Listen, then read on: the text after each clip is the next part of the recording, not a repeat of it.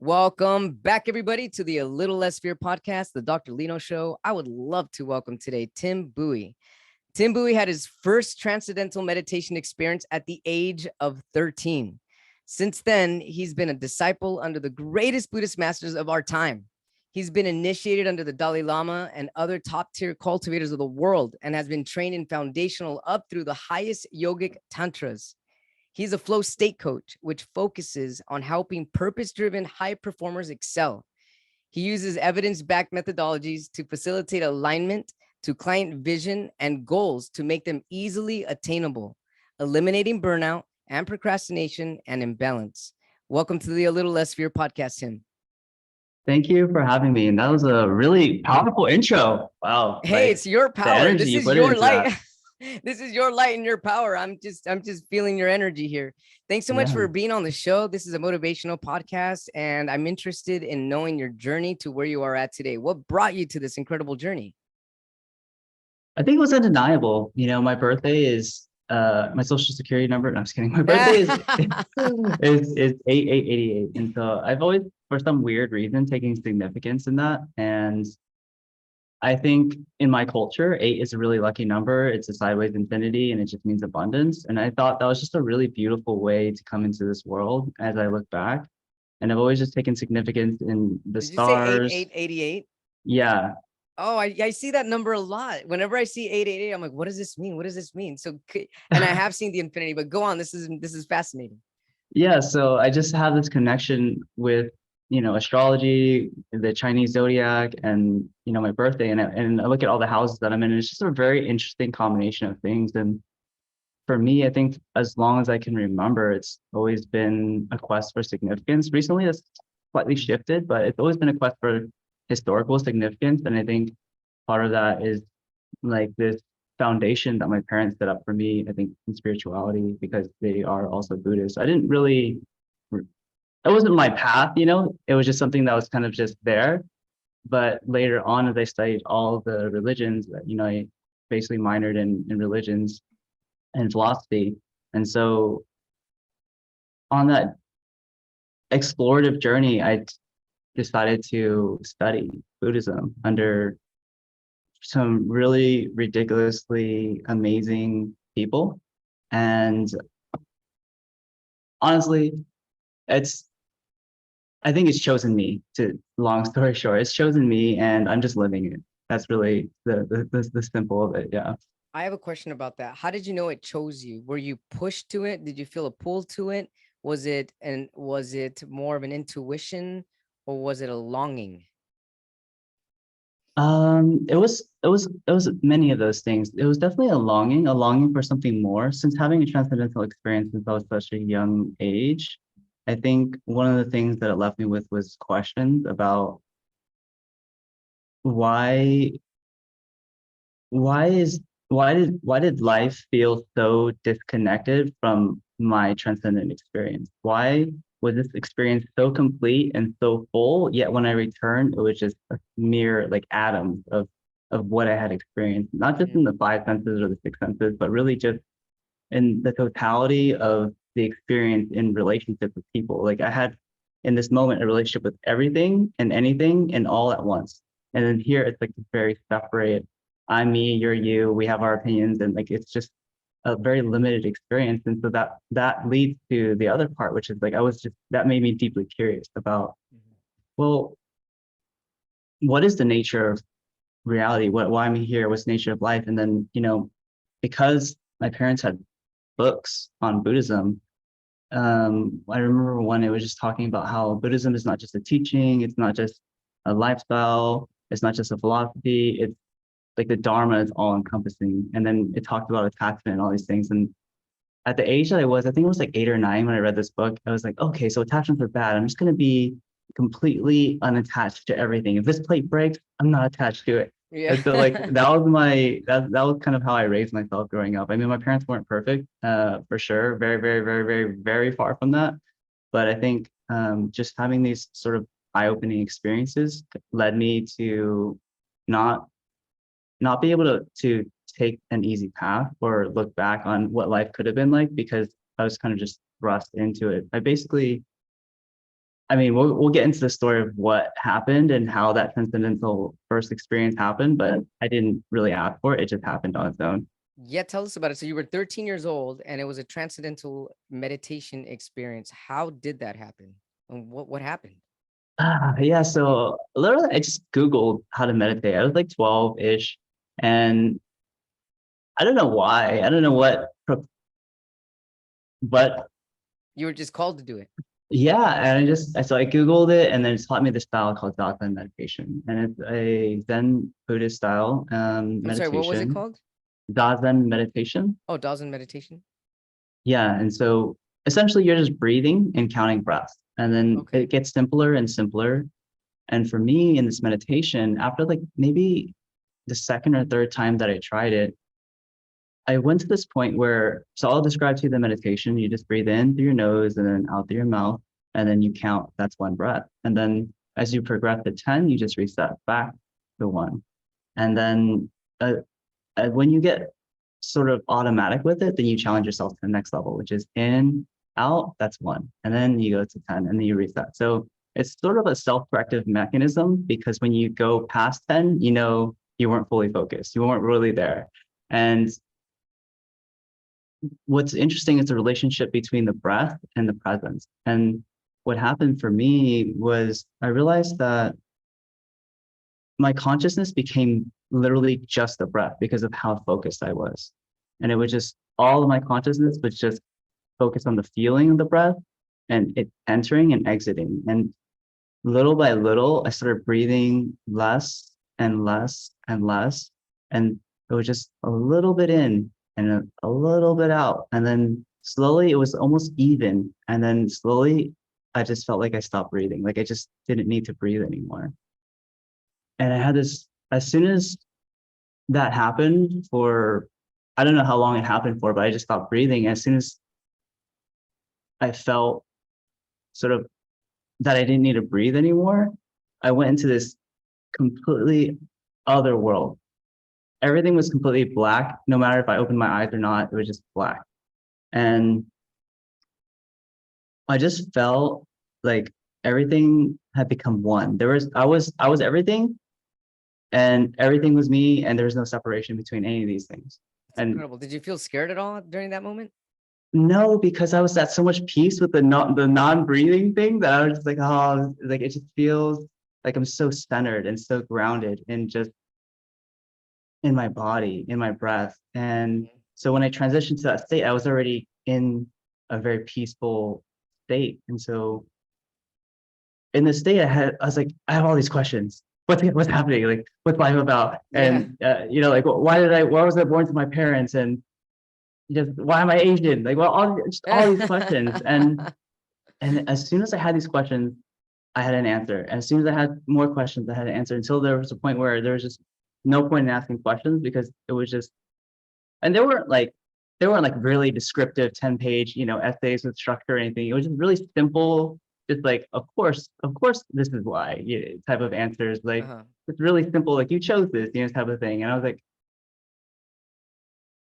I don't know that that was an enlightening experience, but that was definitely an experience just taking a peek behind the veil of the matrix, or of this world, of the structure of this reality, Yeah. and that was so confusing for me, because I was like, what's real? I was like, did I just wake up from a dream? Is life a dream and this is where we go? Or is this just something of an imagination? So when I came back, I was still at a loss for words. How do you even describe, as a 12 or 13-year-old, Yeah. what this is like to anyone? Exactly. Totally. I think English was my second language, first of all, so that was an issue. And then my parents are immigrants from Vietnam, so that was an issue as far as just the cultural difference. And then so I couldn't talk to them about it, and then I couldn't talk to any of my friends about it, and I couldn't talk to my sister about it. So I had literally had nobody to talk to about it, and so that just led me into this really long and deep quest into trying to figure out what life is about and how I fit in. Because at that point, started to feel really alienated by my experience, because Sure. I was like, I just I felt a little schizophrenic, like what's real and what's not. I don't know Sure, anymore. totally, All yeah. my dreams are real now. And I started beginning to have like really lucid, really powerful dreams. I'm like, I started remembering places in my dreams, just like I remember my friend's address or something. And when I go into a dream, like, oh, I'm here again. And it was just really confusing. I just had this long period, maybe like Tim, how did you come out of that 20 transcendental years. meditation though? How did you come out of it? Oh, it started actually, it's kind of faded on its own. And what was interesting was the beginning of the meditation, it was still daytime. It was probably about like 4 or 5 o'clock, I remember. But when I left the meditation, it was much later. It was dark. So it was maybe like 7 or something like this. So the experience itself, it felt brief, like super brief, like 5 minutes. But when I got out, I was shocked to find out that it's dark. And that was kind of off-putting too. I'm like, where did Yeah, I what go? happened? Where did Where I did I go? go? So everything was just, it was just, I was ripped from reality for a moment, brought somewhere, and then I was brought back and just sort of expected to figure it out on my own for the rest of my life. So then after having that experience and feeling kind of like, as you said earlier, am I schizophrenic? What's reality? What's going on? Did I make this up? And then Yeah. you're having these vivid dreams. What was the next, what was the next transition in your life that catapulted you back into becoming spiritual again? And when did you catch up to that? And when did you actually, I mean, did you have like flashbacks about it, or does this kind of just stayed within you for years and years? Yeah. Like I said, I felt like it was a really traumatic experience looking, looking back into that period of my life where I couldn't really relate to other, I don't know, I guess you can call them kids or adolescents at that time Hmm. because just all the gossip and all the talk about what's on TV or Nickelodeon or Cartoon Network or whatever. None of that really, it didn't sit with me anymore. And I couldn't talk about it because I was just like, you guys, these are just concepts. These are just distractions. You guys, we got to get to the root of reality here. Yeah. And so That it would be was just, so frustrating. Oh my goodness. yeah, I was very alone. So I think I had always started from that point. I started to write letters to myself because I thought I would forget about this experience. So I would just write letters to myself about how powerful that experience was, and that I can't forget that that was the root of, or like a cause for me to become something, to share something with the Mhm. world, and that's what I felt like that was. And that continued, and I never really, I mean, my parents sent me to like meditation retreats, luckily, and so I learned properly how to meditate. And I wouldn't say that that was the beginning of the spiritual path, but I would say that all along the way until maybe I was like 25 or 26, I was in touch with that part of my life, but I wasn't aware of how profoundly it affected me in the negative until I was about 26 or 27, and I met one of my teachers who really opened the gates for what spirituality could mean from from his experience and his embodiment of that. And what I mean by that is he he basically taught me spirituality without any of the new age terms. In fact, with no English at all. He only spoke Chinese and he had a translator. But he had a really, I would say, almost psychic ability to understand what's going on with you. And he basically taught me spirituality through love and this idea of what unconditional love could look like, what it could mean, Yeah. what how you relate that idea, how you share that thing with people, and how it is completely different from any idea that we could have about love or unconditional love. And that's my introduction into, I guess, this journey of spirituality. It's just really just sharing this highest quality of love that I can cultivate to people without them needing to deserve it or anything, just because I can and just because I feel like it's the natural thing to do. So what did you learn unconditional love is? That's a great question. That I I had to unlearn a lot of what I thought love was, and I grew up with Cinderella and Lion Yeah. King and Aladdin and Right. those those ideas of love. And Right. so for me, I was a really intense lover, and I would always do extreme things to show somebody that I love them. And whether that's for me, it was like the most extreme form of love is like, I'm just gonna jump in front of you and like take the bullet for you, and like that's my dying, form of Right. love for you. And then I realized that it's it's a little bit more than that. It's for me at that time, as I was unlearning this stuff, it's not just one death that we have, but it's maybe 1,000 deaths that we have, and Yeah. and being okay with that, and knowing that that's part of the path of growth for me, at least. There's a lot of relationship between, I think, Stoicism and Buddhism, and I think one of the things that simplifies it for me is they say like the obstacle is the way, and right now, what's the obstacle to love? And so each obstacle is a death in a way, and I would just continue to learn through my teacher's actions because of what he would do in terms of the amount of effort that he would put in to show us Uh-huh. what it meant. And to tell you what it means is he basically just simplified it to good heart, have a good heart, and have kindness as a language of your spirituality. I love this.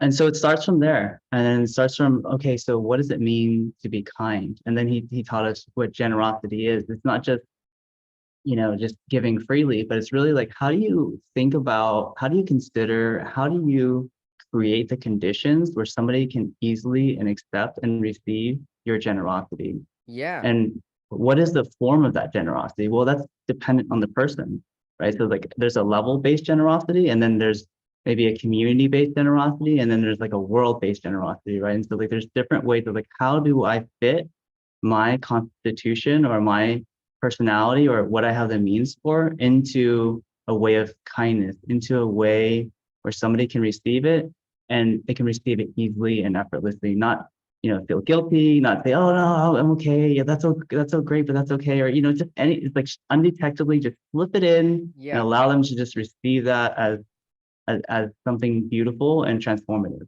That was the lesson in generosity. Can you give an example on that? Like something specific on how you can cultivate this type of generosity and kindness so that everybody or a specific person can feel the purity of it and not anything else, such as like manipulation or like Yeah. yeah, could you give an example? Yeah, no, I love how you said the purity of it because that's really what it comes down to. So yeah, I think an example is actually this weekend, right? So I was with a group of people, a group of men at a retreat, and I was facilitating conversation. And it was I tried to think of things in terms of a thread and in terms of a flow. And I thought, well, this is a group of men who I feel lead their own communities and they lead their own families. And what is the best thing that I can give them? That it's not something that's beyond me. It's a embodied thing, right? So like, what is something that I know that I exude that lives within me that I an exemplar of? I love that. And and how do I codify this thing in a way where they can take it as their own and really own that? And so I took this path of asking them what legacy meant to them and what was their relationship to it. And some people that was like, oh, this is just this generational thing. Some people was like, I don't believe in it. And some other people were like, oh, it's something that happens at the end of your life, and this is how people remember you. And then the next question I gave them was like, okay, so like, what was something that somebody gave you that that you can never pay them back for? And what that really means is, what did somebody give you out of love? Because naturally, it was just something unconditional for them to give you. And that's why you can't pay them back, right? Like if it's money, you can always pay somebody back money. Sure, right, right, right. But if it's like there's a time in your life and you were going through something and they gave you an example, talked to you, they were there for you, and that through that conversation there was enough meaning that was created that your life took a turn for the better, Yeah. right? And Right. there's no way that you can be like, oh, thanks for taking me in for 6 months and helping me to figure out my life and then change it to this trajectory where I'm now an attorney or something, right? So everybody had their own story, and it was really touching, like, because people really dug deep about the things that they had received that they can never pay forward or pay back. So I was like, okay, so how do you slip here? But how do you pay it forward? Right. Yeah. And then that connected to this legacy conversation. And really this conversation was about this unconditional love because when we experience pain, we can Yes. either put that out on somebody else, or we can take the lessons from that, do whatever forgiveness, do whatever healing, embody the lessons from that, and then become better than that, so that that thing doesn't happen anymore. And then Absolutely. we're an Yeah. exemplar of overcoming that, and we can actually share that with other people. And it's not like it just it's not as simple as just, you share this and they'll never make that mistake. But even just through story, even through just your way of being, it can inspire people to become like that so they never have to experience that. And Exactly. me sharing in this sequence, in this order, allowing this group of men to share with each other, these really touching moments of their lives, and then reconnecting that to, hey, look, like, this is for me what spirituality is all about. And it's about a legacy in the now. It's about what you can do with what you have, what you've gained, what you've received, from the space of gratitude, from the space of completeness, from the space of wholeheartedness, not from a space of agenda, not from a space of let me scratch your back and you scratch my back, but it's just Exactly. because you're complete, because you have enough to give, because your cup is so full, it just comes off of you effortlessly. But think about what the most valuable things that we can just naturally give are, and let's continue to give that. And so the way that I set that up is through generosity, right? It's just like, hey, like, let's take a look at your life and let's share this. And let's create this container between all of us men where it just starts to overflow with these examples, and we can get really deep within ourselves. And how do we enrich these men now to step out into their lives and become a role model for what that meant for them and what this experience meant for them? And so that was my way of doing that. I love that. It's so beautiful. Thank you for sharing that. Hey, Yeah, of so you were course. sharing about love and how what are the lessons, the lessons that we can take from that. That way you can kind of like, I guess an easier way to understand it for people listening to the first time, kind of like upgrade yourself. And Mhm. so, and then something else you said earlier, and I have a question in regards to how we can, if these two are the same. Earlier, you said the obstacle is the way. So if Yeah, we say that pain is the obstacle, pain is also going to be the way to, can you fill in the blank? it's the way forward.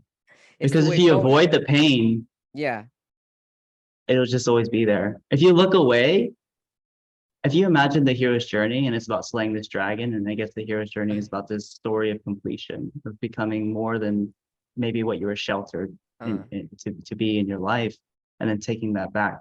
And part of that journey is to slay this dragon, this ultimate obstacle, the final boss, or the last challenge.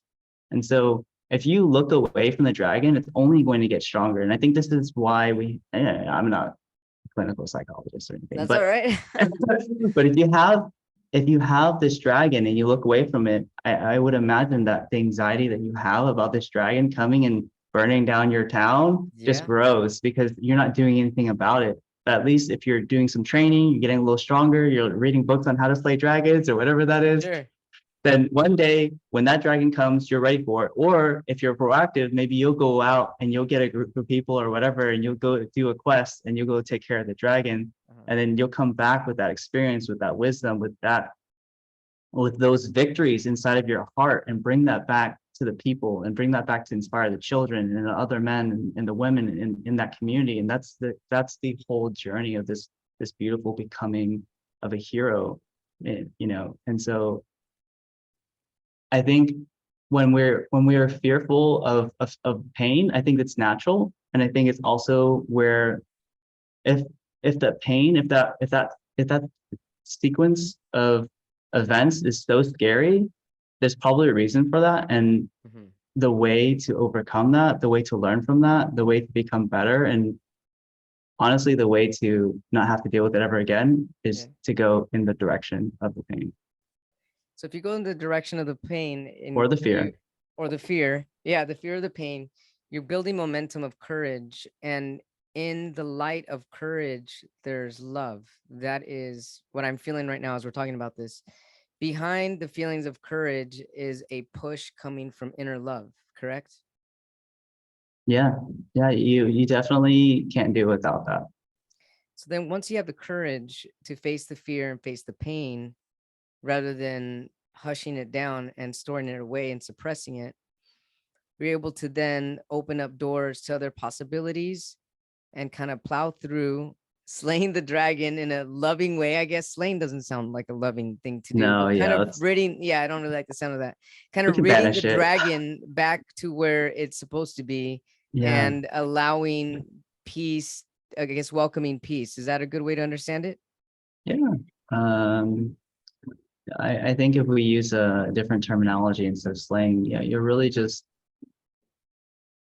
inviting, taking an attitude of inviting the obstacle into your life, into your conscious experience, so that you can integrate whatever's behind the fear. Mhm. And that's really the goal. Is it's there for a reason, and all we need to do is interface with it, engage with it, take the lessons from that, and integrate that. Because once it's integrated, it's not going to come back. That's my How, experience. how do you know? How does one know that it's been fully integrated? And how can one trust that it's not going to come back? I think the fear is an indicator of that. I think when you truly overcome an issue, so like I'll give you an example, a real world example. I remember when I was building my business about like 5 years ago, and I I probably am more risk averse. I mean, I'm probably more risk taking than most people, and I bet everything on this business. I sold everything I had basically, and put more of my savings than I should have into the business and into Mm, growing the business. And there was a point when the business wasn't doing well. I had an e-commerce business in the fitness industry, and we were selling stuff, and the business wasn't doing well. I was making like $2,000 a month, and I had no idea how I was gonna pay for new inventory because it's like a cash flow intensive business. And mm-hmm. I'm not gonna get into the specifics of business or whatever, but Sure. I had a lot of money tied up in the business. I was not getting a lot of income, and I had bills, and I had my rent due. And I was like, well, I didn't know how I'm going to overcome this because I don't know how I'm going to pay for rent. And then I was really stressed out because I don't want to get kicked out of my house. And I don't. And so this is a really real fear for me, is like, oh, maybe I over indexed on my business and now I have nothing left for myself. And this is existential, right? Because like, oh, I'm supposed to be a business person. I'm supposed to be successful. And I have all this Right. like ego around it. And the reality is I don't even know how I'm going to pay rent. Mm, What happened was I ended up just asking people to borrow money, but I never wanted to do that because my identity was, I am knowledgeable. I have a good track record of history at this point in business. And so me asking people to borrow money is against all that. I believed at the time that that would mean that I'm not as successful as I mhm. came off. That would mean that I don't know what I'm doing. That would mean that I'm basically not worth respecting or admiration or love. Yeah, And right. so Wow. I had to overcome that. I had to humble myself in some ways, but I had to just be able to reach out to people and be like, hey, this is the situation. Like, can you help me out with the rent or whatever? And people came through. And I realized in this lesson that, first of all, like the worst thing that could happen is probably me losing my house and everything in it, to me at least. I mean, there's definitely lower things that can happen, but that's one of them. I think we're talking about Maslow, right? So like if we're talking about Maslow, that's probably one of the most fear-inducing things is losing your shelter, your safe place. Mhm. And once that fear had been resolved by just me being humble enough to ask other people, for help, then I was like, okay, so if I'm ever in this situation again, hopefully I'm never, but I have resources. I have people who care about me, and there's a way that I can make it happen. And even if I get into that situation again and nobody can save me, it's okay because I have my experience. I have what it takes to just come back. I know that. I believe that about myself now. So Mhm. I've been in that situation again a couple times after that. Probably I didn't learn my lesson in some way. I was over indexed and over invested on things that I should probably was taking too much risk in. But that same fear wasn't there because I knew that, hey, I can actually, I was actually really afraid to tell my parents about this because my parents, they're always really worried about me and just they didn't see me as successful because I didn't finish college, because I wasn't a doctor or whatever, right? And so I actually was able to, because this fear had been resolved, I was able to talk to my parents about this. Like, hey, there's this one time in my life where I didn't know how I was going to make it and I didn't want to ask you guys for help. And so, like, I was able to overcome that by myself. And that became, instead of something that I was shameful about, something that I was able to share with my parents where they were like, hey, we're proud of you for going through that, not feeling like you could rely on us, but know that you can because we do have money or, whatever. Sure. But it became like a bonding moment, and like that was the power in So it that, where opened like up the it door swung the towards whole. closer bonding and more love, actually. Yeah, and then that's what's on the other side of fear, right? And that's really what it is, Yeah, and on that's the the other other side of. side of fear is love. Yes, but we just don't see it because we have all these ideas, all these constructs of what it's gonna be like when we're out there and we're vulnerable. But then you see that, like, hey, like there's all this out there for you. That's there for you I to love that support you. lesson. So you are a flow state coach. What is a flow state coach and what is flow state? So that's a Let's great start with question. the second question first. What is flow state? I think everybody has a different experience of what flow state could be. For for the example that I think we can harken back to in this podcast is really in that transcendental state. I was in complete flow with the entire universe, and that it was the scale of which I was at flow, and that was a temporary experience. And I think we could talk about a more permanent experience in which we are sort of, I guess to use another word, like in the groove or in the zone. In sports, it's something that people talk about often, where like they know the shot's gonna make it before they even shoot, or they have a sense for what their opponent or their opposing team is going to do, and they just, everything is so effortless and so easy. And so those are moments in the flow, and those are more micro moments. And I think more globally in our life, it's really like, how often are you coming into obstacles that are just really projections that you're creating within your own triggers that take you out of a flow that maybe it could be, you could relegate that to a flow of productivity. It could be a flow of love. It could be a flow of joy. Whatever is taking you out, those are the things that you need to, basically, life is asking, calling you to pay attention to these things so that they can be resolved. And once they're resolved, they can come back. So flow is just the effortlessness, the ease, and it's also defined by feeling disconnected from time. And so Yeah. when you have these elements, life really just happens on its own. And I think part of the meditative practice is to experience this, that you can take a little bit of that into your day and infuse that into sort of everything that you do when you're grounded in that space of connection. What is flow state? Is that being in the state? And what I mean by that is that that with that question, like what is flow state? Is it being in a state of a type of meditative like transcendence at the moment? I'll give you an example. So I'm a poet. Mm, I started writing when I was 7 years old, and nice. it came so natural to me when I was seven. I was like, Mm, written language has always come so easily for me to this day. I mean, I've written thousands and thousands of poems, and they come to me so natural. Like, I mm, mean, it's flow state for me. And if I don't stop myself, I could probably write all night. And like you said, time, I mean, there's no time. It could be 2 hours, 3 hours, like 50 poems later, you know? And I'm like, where is this coming from? But I mean, and a lot of the times, like, I don't have to think about it, and it literally just comes out. And so when I'm in that zone, I'm in bliss. I'm happy. And even if I'm transmuting pain, and let's say I'm heartbroken and I'm writing about it, I'm not in pain and I'm not heartbroken when I'm writing about it, because it's Yeah. flowing out through me. Yeah. So a lot of the times I wonder, how can I get into that state when I'm writing in every other part of my life, when I'm communicating with people, when I'm hanging out, when I'm outside, when I'm with my mom, and if I could get into this type of state, then I could eliminate frustrations and stresses and anxieties and just self-deprivating stuff. So I mean, how can somebody get into this flow state more often?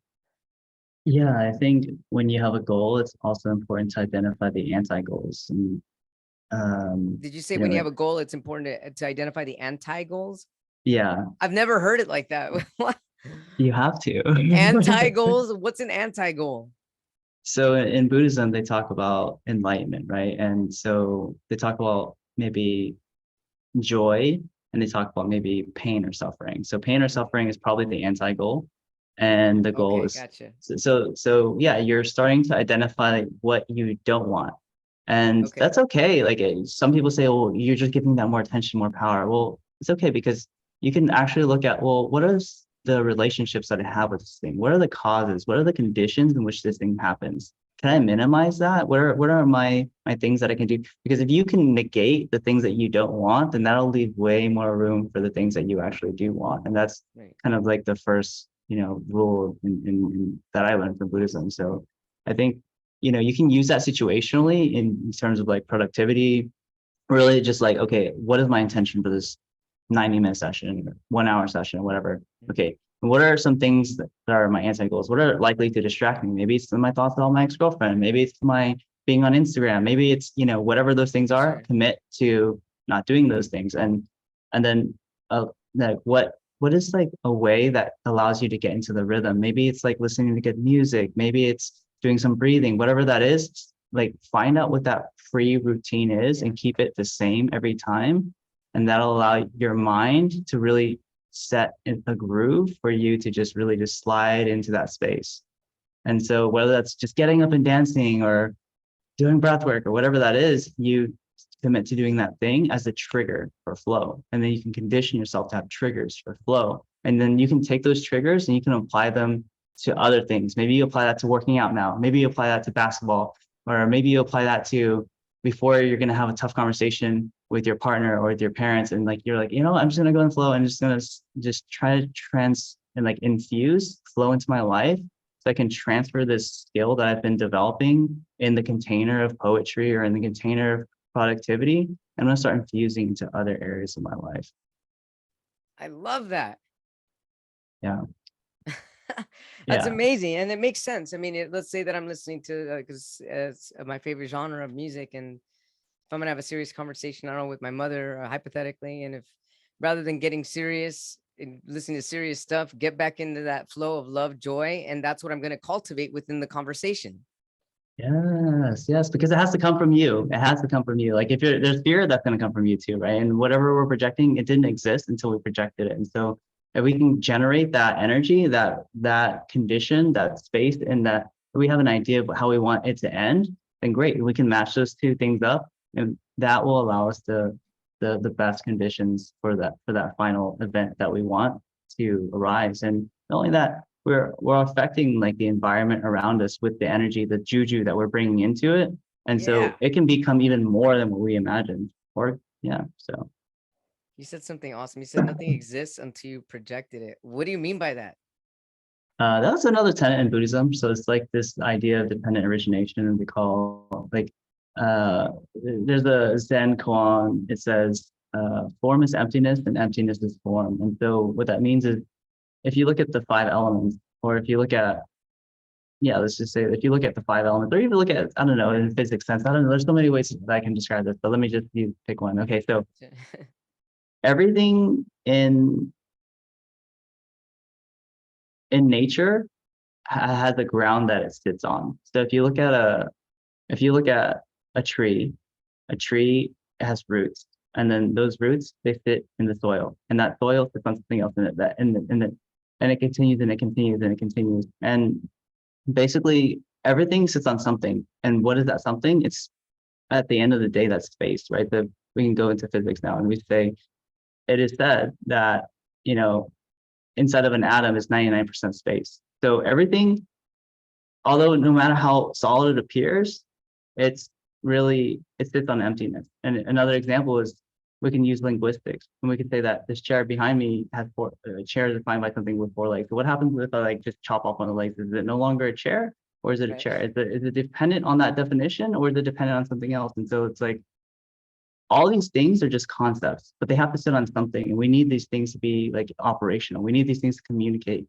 But at the end of it, in the ultimate truth, everything is just what it is, and we're just putting labels on things. And so that is the projections that we're putting on things in the context where they're useful, but we also have to remember that in that context is where they exist until the context changes. And the context is always changing, but our minds are more rigid than that.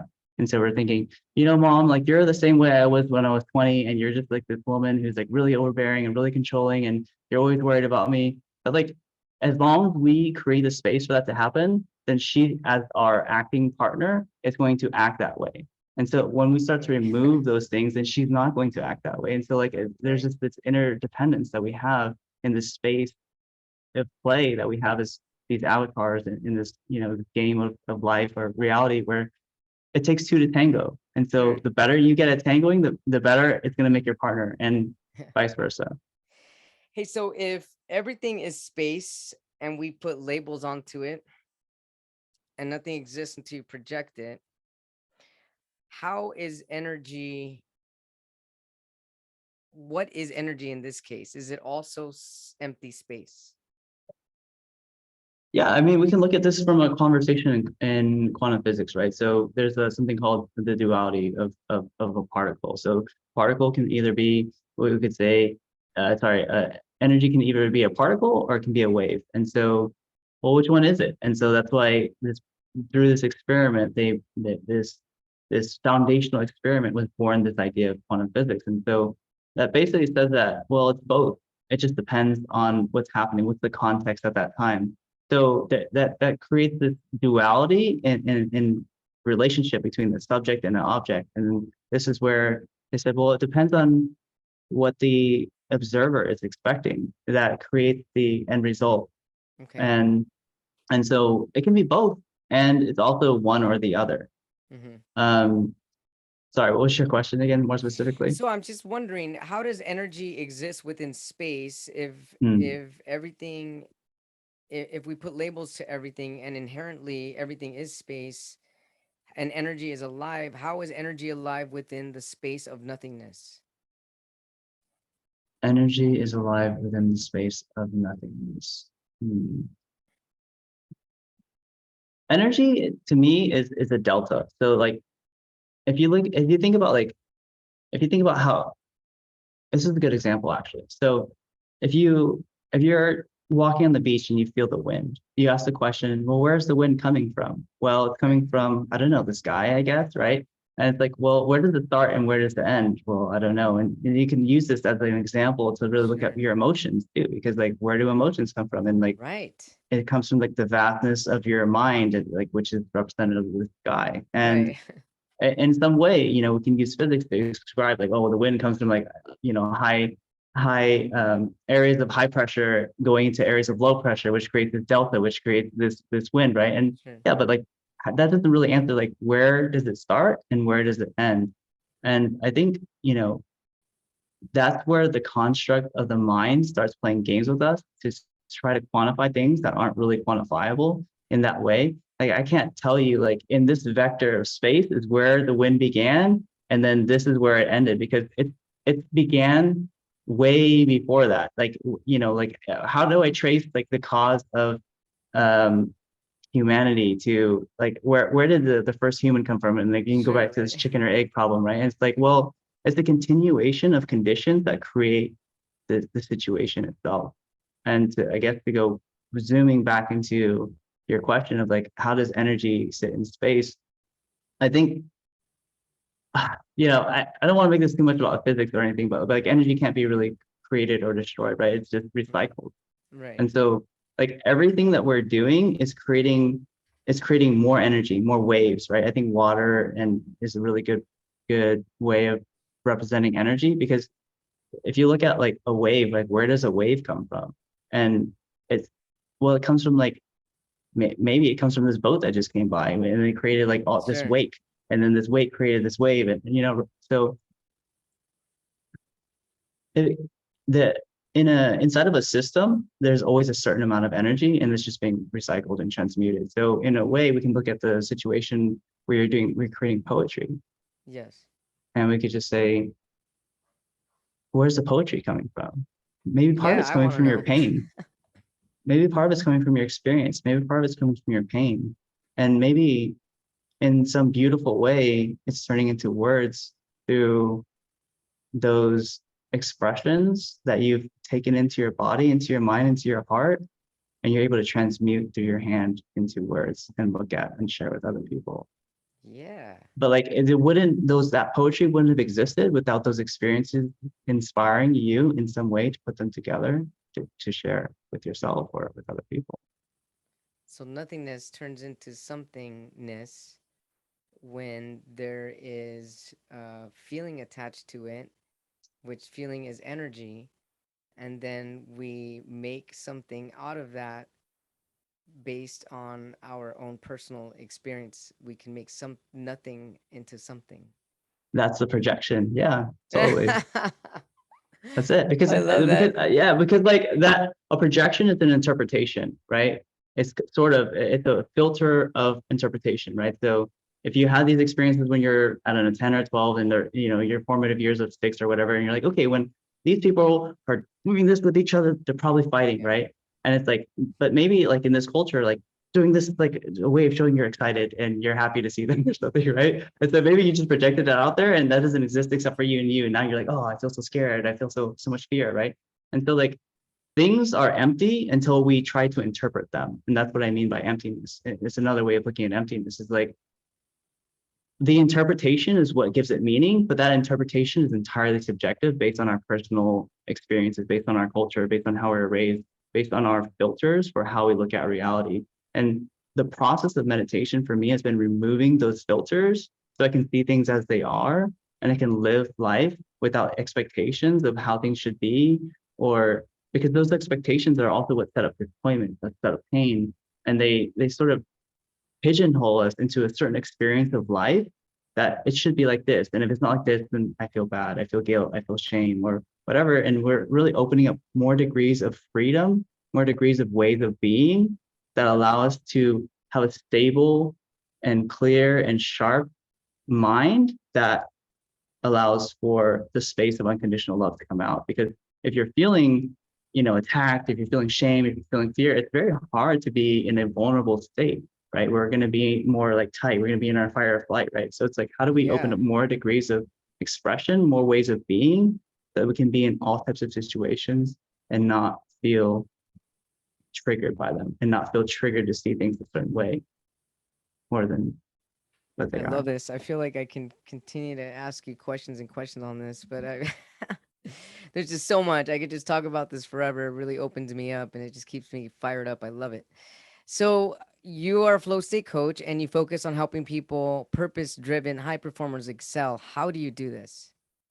Right now, I'm working on a program for sleep, and so I'm creating a flow program, because as much as we live in this world, of hustle, of getting things done, I talk about this in terms of working out. I think sometimes people can relate better. It's like when you work out, you're tearing your muscles, but you're not actually getting stronger. I mean, there's gains happening. You're like, oh yeah, I'm getting stronger. And maybe you're developing the neural drive to contract more muscle, but technically you're tearing your muscles and you're actually weakening the system. And so when you actually get stronger is when you're sleeping. That's when the growth hormones are released. That's when your body is making those muscles not only stronger and more resilient, but it's also making them bigger, right? Like making them bigger doesn't happen while you're just walking around, like hanging out with your friends, drinking a Right, beer or right, something, right.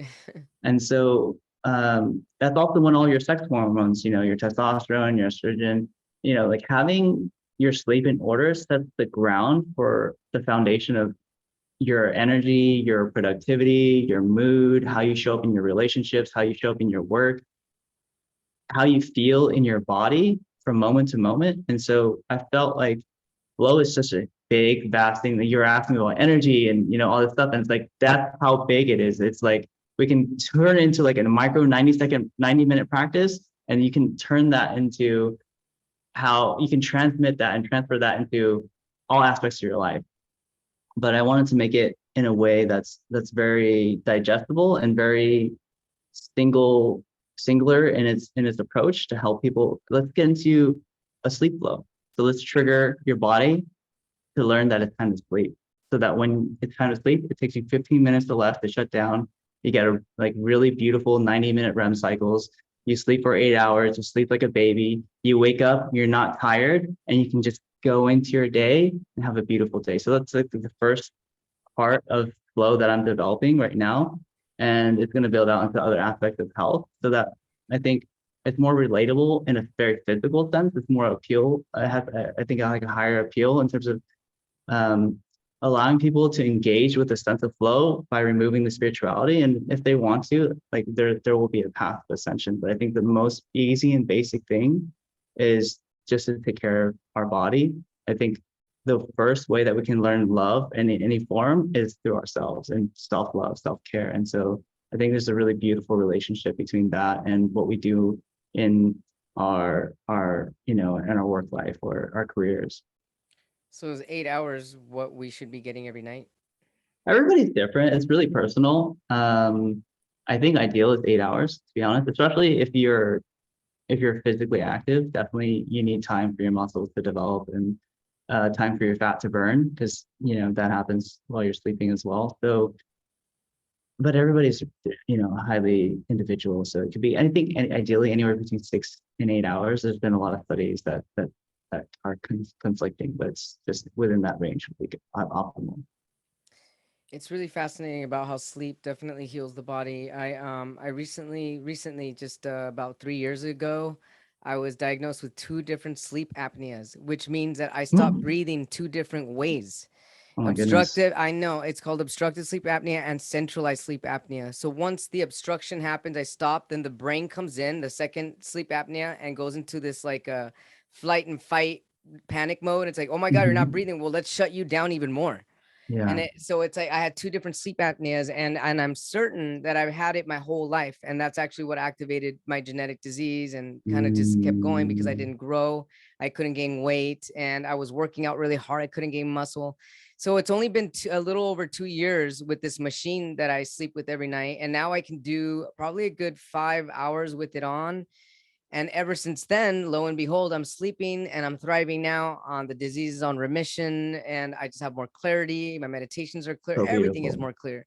So I mean, sleep is very important, and uh, I just wonder sometimes if we need the full 8 hours, because I feel pretty good at 6. So I think it really, like you're Mhm. saying, it really depends on the person and how that kind of like just kind of like gets you ready for your day, for especially a full day.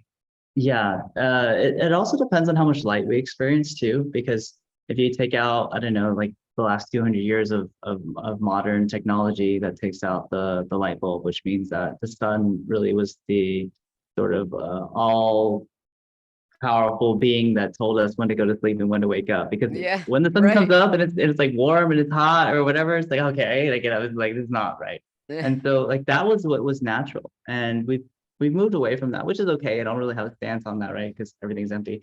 But Right. I really just encourage people to really connect with the sun, because that's actually how we evolve. Like that's like there's such a relationship between all of our hormones. There's so much of our hormones that are relegated and regulated, sorry, by the sun. It's just a huge part of our life that now we're kind of indoors and we don't really get to experience. And so part of not sleeping a full 8 hours, I think, is most people, they don't see the early parts of the sun or the late parts of the sun, which really regulate our body, our circadian rhythm. Mhm. And once you do see both parts, you'll be amazed to see what changes in your sleep, both parts of like the sunrise and the sunset. That's beautiful. I was having a tough time. I'm in California, and the month of June was literally June gloom, so bad, Yeah. and it was like Yeah. bringing me down. It was like the same. It felt like Groundhog Day. It was like 5 a.m. all day, and I was like, working out, still walking and stuff, but I couldn't produce like these happy chemicals that I naturally do when the sun is bursting out, like it is right now, thankfully. And Yeah. it became very challenging when it was just so gloomy every day. I actually couldn't wait for it to be nighttime, because at least there was a change in the day and it became nighttime after that. It's really Yeah. fascinating. I Well, have there's something called seasonal affective disorder, right? And that Yeah, a lot of people, exactly. like a lot of people experience that as depression. So that's a real Totally. thing. So I have we're running out of time here, but I do have a couple questions. You're talking about, I was looking at your biography here, and you talk about biohacking. What is biohacking?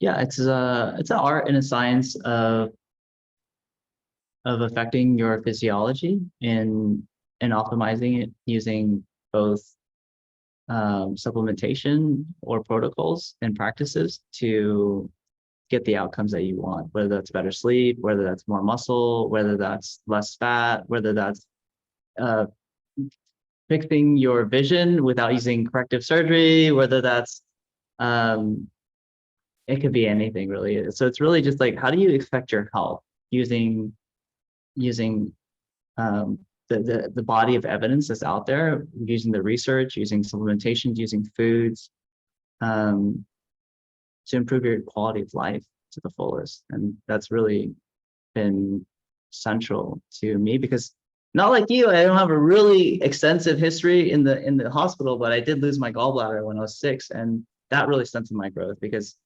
that's the main, I guess, little sachet of your digestive system. And so I wasn't processing foods at a very high level. And I was in high school, I was like 4'11" and like 80 pounds. So I grew since then, luckily. But not that there's anything wrong with being that size. But it's been a real struggle. And so with my health. And so that really launched me really deeply into how it's almost like this quest for immortality at this point that I have. I actually, at the end of this whole like health thing, I want to do an offer to help people reverse their biological age, which that is dependent on sleep. And so like this is one of the first pillars that I'm approaching through this entire process that I'm creating. I'm masterminding this whole thing. But to answer your question, I went really deep and I spent countless ADHD fueled hours on research, and it's just something that I'm really passionate about. So it's been quite a journey, but it helped a lot of people. So I'm really happy about that. This is awesome. I love your goals. I love your visions. I love where you're headed. I love your energy. Thanks so much for sharing your wisdom light, your story, and your flow state incorporation with everything that you do. How can our viewers, our watchers, and our listeners find you if they would love to connect the flow state coach such as yourself? Yeah, I have a Instagram. I have a website. My website is my name, which is Timden Bowie, and just .com website. So maybe the link, the spelling for that can be in the show notes. I don't want to do the whole alphabet name, but Sure. it also Yeah. that's the same as my Instagram, which is where you can find a lot of free resources. I have like a link in my bio, and it usually has like videos on how you can learn how to like remove all of the sort of triggers using breath work that you have through something called biofeedback breathing, which you can use a device to actually measure and see what your heart rate variability is. You can change that. Low heart rate variability is correlated with cardiovascular disease and high levels of stress. And so now you have a tool to really live a life with much less stress just by breathing. So that's really cool. I have, a flow template that's very similar to the one that we discussed to create a container to learn how to get into flow. And so I tried my best to give as much free resources as possible, because I feel like that's really important. But I think if people wanted to, work on a one-to-one basis and get that direct attention from me, then there's, opportunities for that as well. But I just really want to just give like the 80-20, like the most effective things out for free as much as I can. So that's really what's on my Instagram through my link in the bio. That's really beautiful. Tim Bowie, everybody, flow state coach. Thanks so much for flowing with me and for flowing with our listeners and for flowing with the world. You're an incredible light. Thanks for sharing your love and have a blessed, beautiful rest of your day. Thank you. Thank you for having me. And it's been beautiful flying with you. It really has. Thank you so much.